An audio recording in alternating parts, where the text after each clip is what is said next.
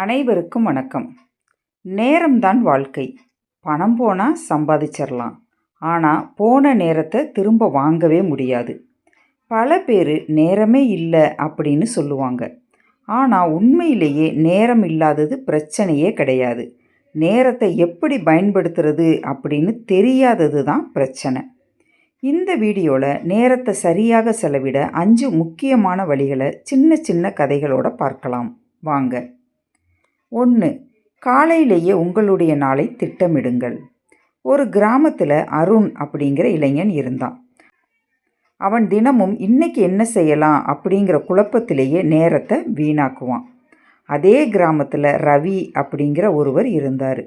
அவர் காலையில் 10 நிமிஷம் எடுத்துக்கிட்டு அன்னைக்கு என்ன வேலை செய்யலாம் அப்படின்னு ஒரு காகிதத்தில் எழுதிடுவார்.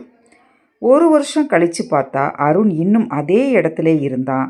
ஆனால் ரவி முன்னேறிக்கிட்டே இருந்தார். ஏன் தெரியுமா? திட்டமிட்ட நேரம் வாழ்க்கையை மாற்றும். காலையில் 10 நிமிஷம் திட்டமிடுங்க, நாள் முழுக்க தெளிவாக இருக்கும். 2. தேவையில்லாத மொபைல் பயன்பாட்டை குறைங்க. சுரேஷ் என்ற மாணவன் 5 நிமிஷம் மட்டும் ரீல்ஸ் பார்க்கலாம் அப்படின்னு மொபைலை எடுத்தான்.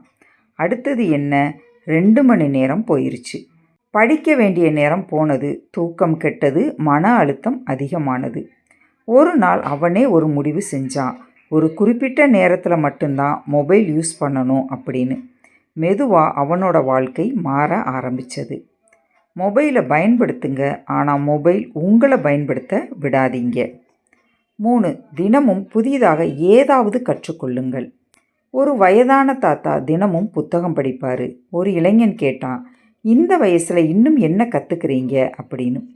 தாத்தா சிரிச்சுக்கிட்டே சொன்னார், நான் உயிரோடு இருக்கிற வரை வளரணும் அப்படின்னு. அந்த வார்த்தை அந்த இளைஞனோட வாழ்க்கையை மாற்றியது. அவன் தினமும் 10 நிமிஷம் புதிய விஷயம் கற்றுக்கொள்ள ஆரம்பித்தான். சில வருஷங்களில் அவன் ஒரு நல்ல பேச்சாளராக மாறினான். தினமும் சிறிதளவு கற்றுக்கொள்ளுங்கள், அது எதிர்காலத்தில் பெரிய மாற்றத்தை தரும். 4.